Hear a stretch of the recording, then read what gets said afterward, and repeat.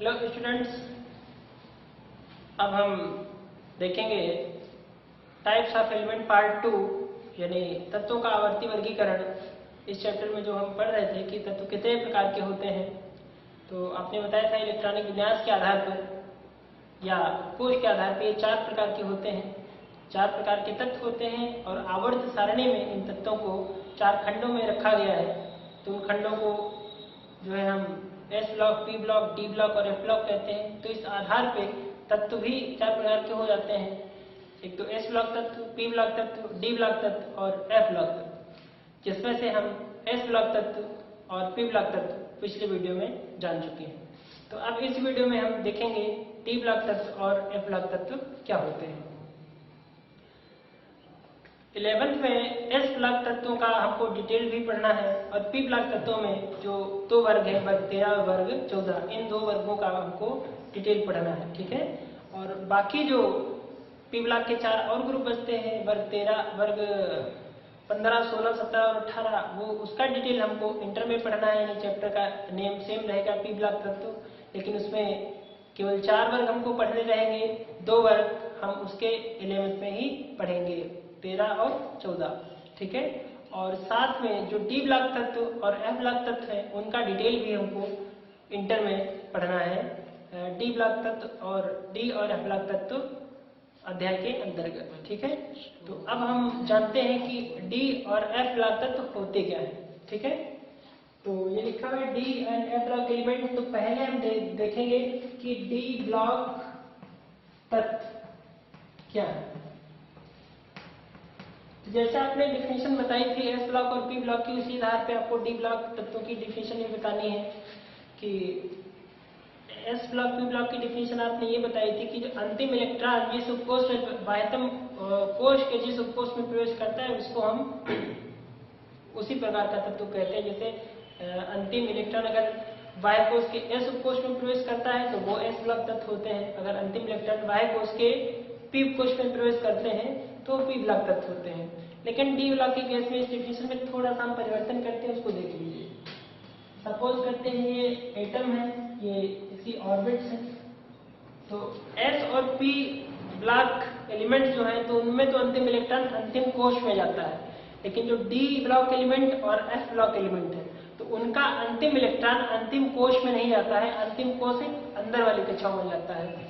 क्योंकि जो है गॉस के अकॉर्डिंग जब हम विन्यास करते हैं तो जो डी उपकोष है या एफ उपकोष है तो ये इन उपकोषों को भरने के पहले इससे जो कम ऊर्जा वाले उच्च कोशों में जो कम ऊर्जा वाले उपकोष है पहले उनमें इलेक्ट्रॉन जाते हैं, ठीक है।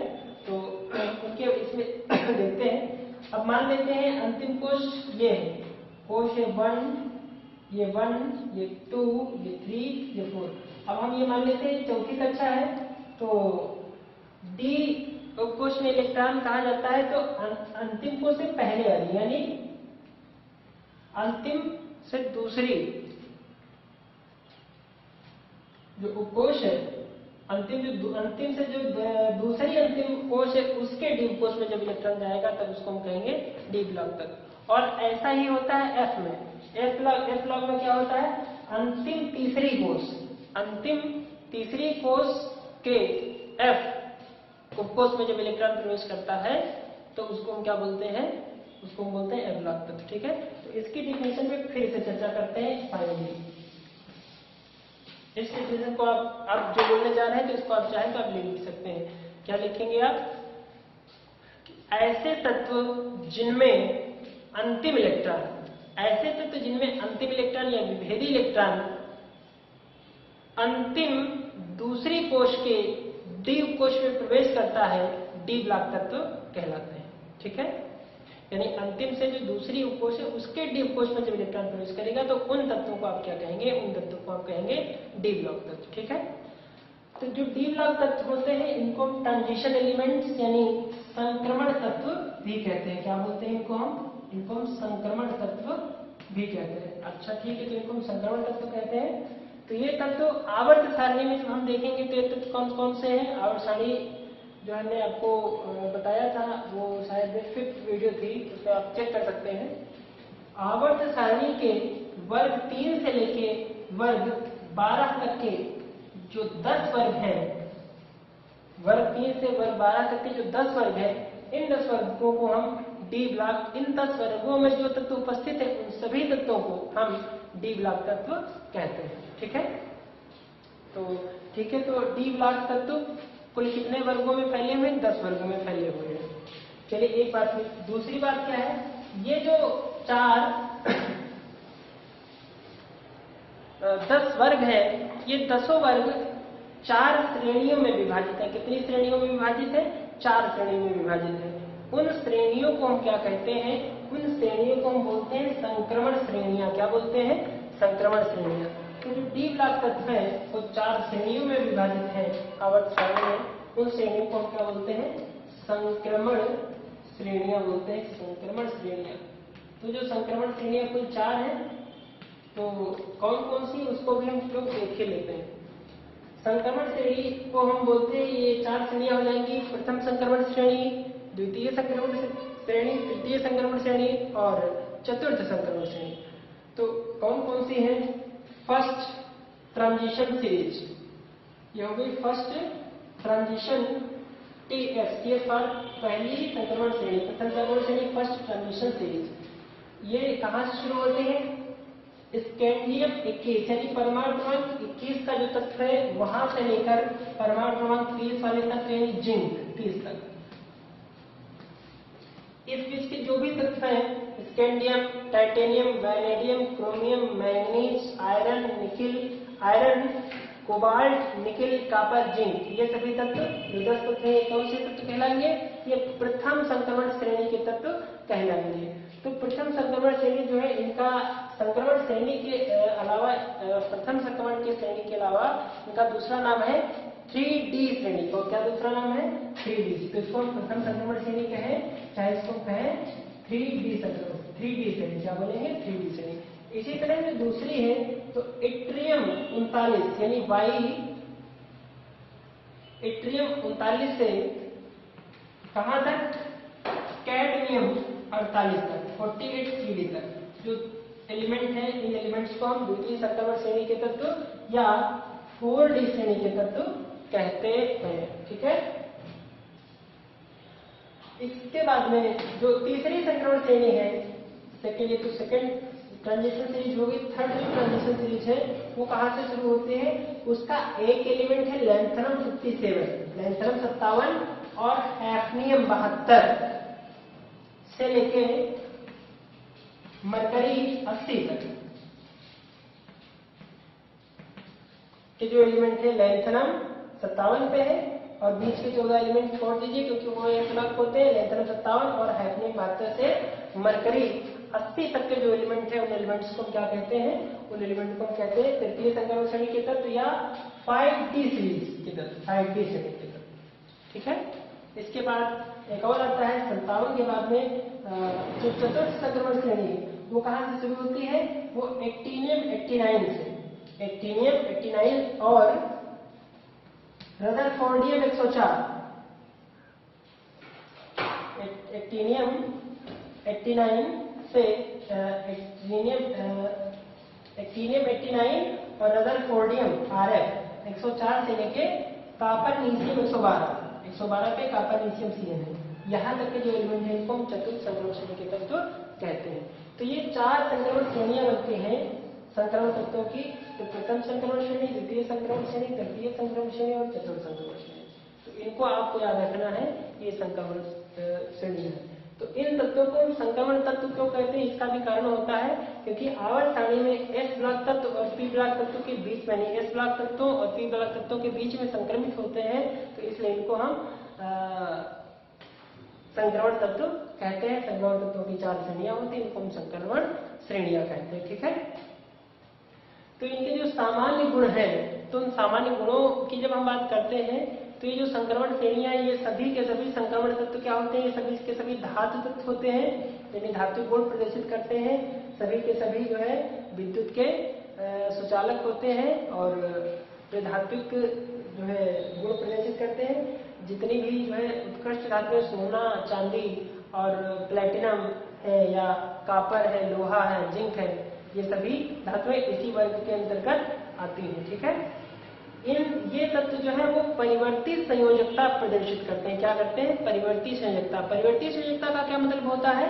ये एक से अधिक संयोजकता प्रदर्शित करते हैं। जैसे जो प्रथम संक्रमण श्रेणी का तत्व है आयरन, 26 परमाणु क्रमांक होता है, तो ये एक तो 2 संयोजकता प्रदर्शित करता है और 3 संयोजकता, 2 प्रकार की संयोजकताएं प्रदर्शित करता है। और इसी तरह कापर जो है, कापर कितनी प्रदर्शित करता है? कापर 1 संयोजकता भी प्रदर्शित करता है और 2 भी प्रदर्शित करता है। तो 1 से अधिक संयोजकता प्रदर्शित करने के गुण को हम क्या कहते हैं? ये परिवर्ती संयोजकता प्रदर्शित करते हैं। ठीक है, परिवर्ती संयोजकता प्रदर्शित करते हैं। तो ये भी इनका एक गुण है। तो परिवर्ती संयोजकता प्रदर्शित करने के कारण और इनकी मुक्त सतह होने का कारण इन तत्वों का उपयोग उत्प्रेरक के रूप में भी किया जाता है। किस रूप में किया जाता है? उत्प्रेरक के रूप में। तो इनके गुण हो गए, ये परिवर्ती संयोजकता प्रदर्शित करते हैं, उत्प्रेरक के रूप में इनका उपयोग हम करते हैं। ये सभी धातु तत्व है, विद्युत के सुचालक होते हैं, उत्कृष्ट धातुएं भी इसी वर्ग के अंतर्गत आती हैं। ये गुण हो गए। आगे इनके गुणों पर जब हम बात करते हैं तो हम ये कहते हैं कि ये जो तत्व है, ये तत्व रंगीन आयन बनाते हैं। क्या करते हैं? रंगीन। जब ये आयनित होते हैं तो जो है ये क्या करते हैं? आयनों में ये आयन इनके रंगीन होते हैं। तो ये रंगीन आयन बनाते हैं। क्यों रंगीन आयन बनाते हैं? उसका कारण है डी संक्रमण। क्या होता है? डी संक्रमण। डी संक्रमण क्या है? जब किसी एक डी ऑर्बिटल से इलेक्ट्रॉन दूसरे डी ऑर्बिटल में जाता है तो वो क्या करता है? तो फिर वो विभिन्न प्रकार के तरंगदैर्घ्य की रंगों का उत्सर्जन करता है। तो उसी आधार पर ये क्या होते हैं? इनके आयन रंगीन होते हैं डी संक्रमण के कारण। और इनके आयन रंगीन होते हैं। ये क्या करते हैं? ये संकर आयन या संकर यौगिक बनाते हैं। ये संकर आयन बनाते हैं, संकर यौगिक बनाते हैं। और जो है इनमें अयुग्मित इलेक्ट्रॉन पाए जाते हैं। क्या पाए जाते हैं? अयुग्मित इलेक्ट्रॉन। तो अयुग्मित इलेक्ट्रॉन पाए जाने के कारण जो भी संक्रमण तत्व होते हैं तो वो अनुचुंबकीय गुण दिखाते हैं। कैसा गुण दिखाते हैं? अनुचुंबकीय गुण। तो प्रायः कुछ ऐसे एकाध हैं जो नहीं दिखाते हैं, बाकी जो है प्रायः जो इनके संक्रमण तत्व है वो कैसे गुण दिखाते हैं? अनुचुंबकीय गुण दिखाते हैं। ठीक है, अनुचुंबकीय का मतलब चुंबक की ओर आकर्षित होना, चुंबक की ओर आकृष्ट होना। तो ये अनुचुंबकीय गुण भी दिखाते हैं। इसके अतिरिक्त जो है जो संक्रमण तत्व है इनके जो गलनांक और क्वथनांक है वो उच्च होते हैं। इनके गलनांक और क्वथनांक कैसे होते हैं? अधिक होते हैं। ठीक है, अधिक होते हैं। लेकिन जो वर्ग 12 के तत्व है, वर्ग 12 के तत्व माने जिंक है, कैडमियम है, मरकरी है, तो इनके सबके गलनांक होते हैं वो कम होते हैं। गलनांक जो वर्ग 12 के तत्व है, जिंक, कैडमियम, मरकरी और कॉपर, नीचे में इनके गलनांक कम होते हैं। और इनके अतिरिक्त जो भी एलिमेंट है डी ब्लॉक तत्व के, उनके गलनांक अधिक होते हैं, गलनांक उनके ज्यादा होते हैं। और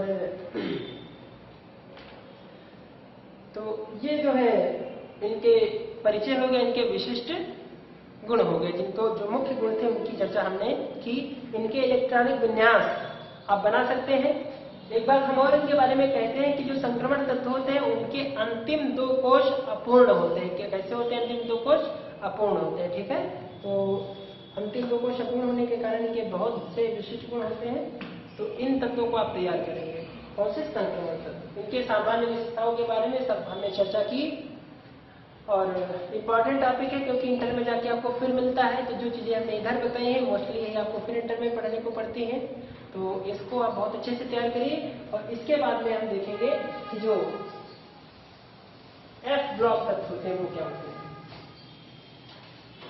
ठीक है, एफ ब्लॉक तत्व।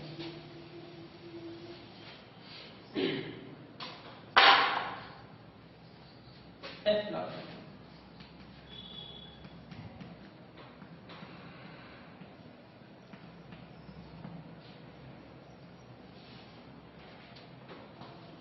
ए ब्लॉक तत्व क्या कहते हैं? ए ब्लॉक के बारे में अपने पहले ही कहा था कि ये अंतिम तीसरी कोश के एफ कोश है। तो इसका आप डिफिनेशन कैसे बताएंगे? ऐसे तत्व जिनमें अंतिम इलेक्ट्रॉन अंतिम तीसरी कोश के एफ कोश में प्रवेश करता है, एफ ब्लॉक तत्व कहलाते हैं। ठीक है, तो अंतिम तीसरी कोश के एफ कोश में प्रवेश करता है, उनका कहलाते हैं एफ ब्लॉक तत्व कहलाते हैं। जो एफ ब्लॉक तत्व होते हैं तो ये इनकी भी दो श्रेणियां होती हैं। कितनी श्रेणियां होती हैं? दो श्रेणियां होती हैं। उन श्रेणियों को क्या बोलते हैं? उन श्रेणियों को बोलते हैं लैंथेनाइड श्रेणी। क्या बोलते हैं? लैंथेनाइड श्रेणी। और क्या बोलते हैं दूसरा बोलते हैं, दूसरी श्रेणी का नाम बोलते हैं एक्टिनाइड श्रेणी। क्या बोलते हैं? एक्टिनाइड श्रेणी।